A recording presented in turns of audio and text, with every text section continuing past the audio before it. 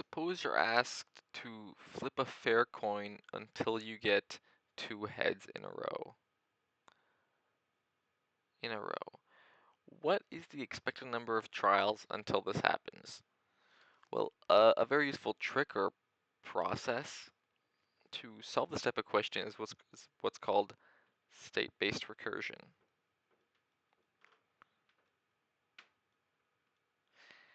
And now, for a super long name like that, what does it mean?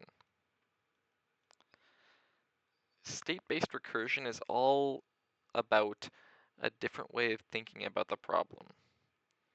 So, as I like to see it, we first break up the problem into different states, and I'll sort of explain what that means.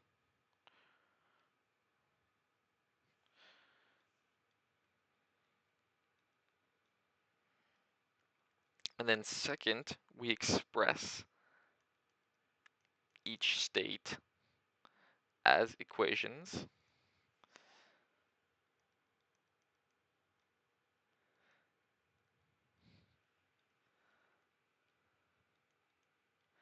And as is with most things in math, we solve for those equations.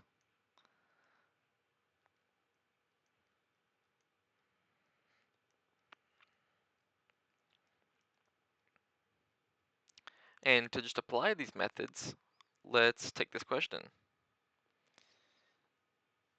So what does this question mean? You have a fair coin, which means 50-50 of tails and 50% chance heads.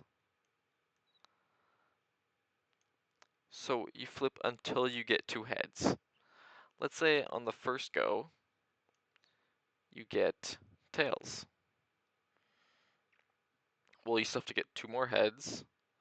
Uh, let's say you get heads. Well, you only have to get one more head. Once you get two heads, you're done. So these are our three different states we can have, and we can assign, let's say, a number to them, or it can really be anything, a variable, something.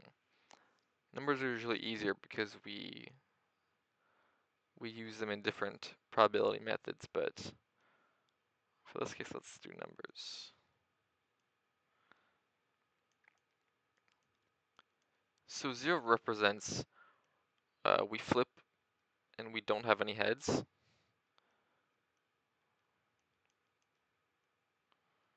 we don't have any heads yet. We could have flipped 80 million times and still be at state 0, but what this means is the last time we flipped tails.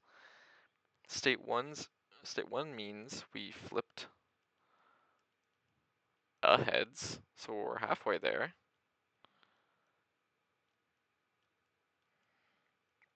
And state 2 means, well, we got heads.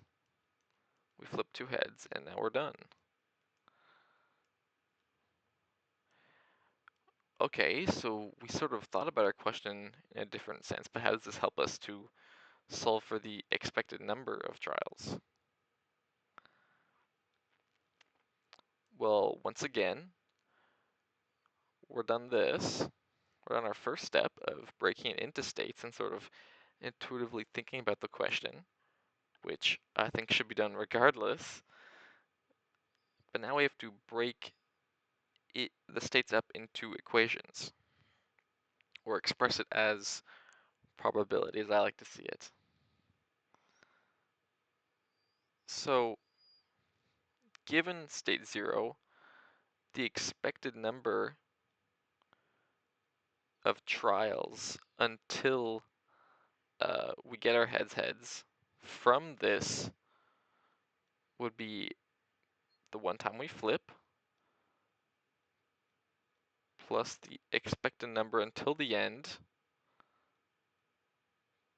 times 1/2, because this is when we get tails, right? So we basically restart from 0, and there's a half chance we get heads,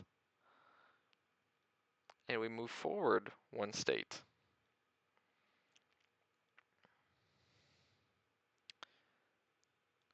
So just right at the what these actually mean is that expected trials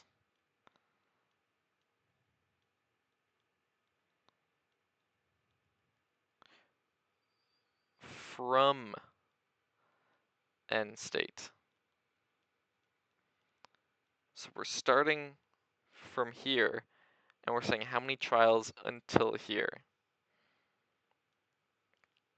And that would be until we get our heads. And let's say we do move to state 1 because we got a heads. Well, how many trials are left to do? Well, again, we flip once, and we have a half chance of restarting back at state 0 because we get a tails, and we have a half chance of going to state 2 and being done, right? Because we get heads again, which means heads, heads. And so intuitively, from state 2, there's no expected trials left because we're done, right? So we expressed our states as equations, intuitively thinking about how many expected trials are left given each state. And now we have to solve for the expected number of trials. And in this case, we're solving for our trials from state 0, right? Because intuitively this means from the moment we get our first heads essentially, or from our very first flip, how many trials are left? How many flips are left? And if we think about this, we have two equations that we can sort of use. And how I already see this going down is we have to substitute one into the other.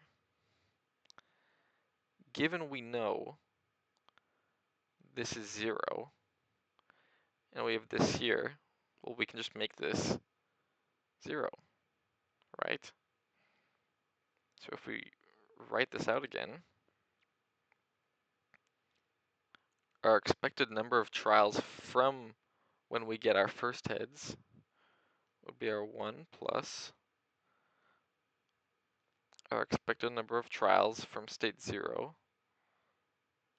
times 1/2, because this means we restart. And as predicted, we can substitute this in to our first equation, which means the expected number of trials from state 0 is our 1 plus our half chance of restarting plus how many trials are left, which in this case is 1 plus our expected number of trials from restarting. Which, if we just sort of solve this out, we get 1 plus, or times 1/2, plus 1/2, plus expected number of trials divided by 4.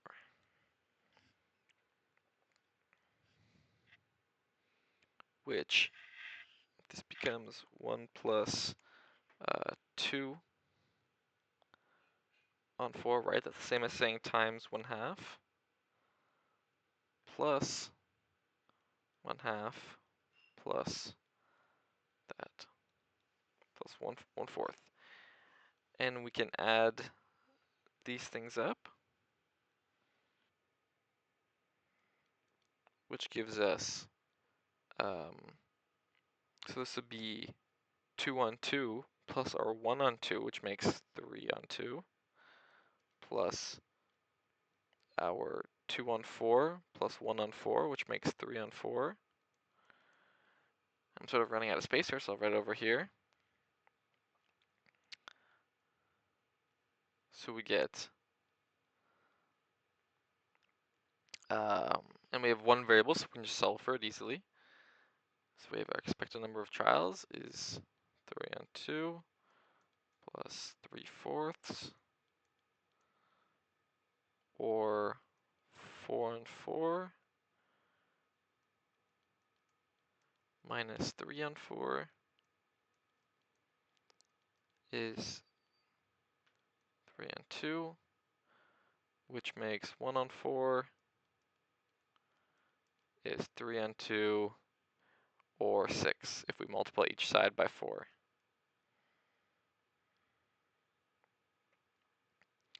So our expected number of trials is 6 until we find 2 heads.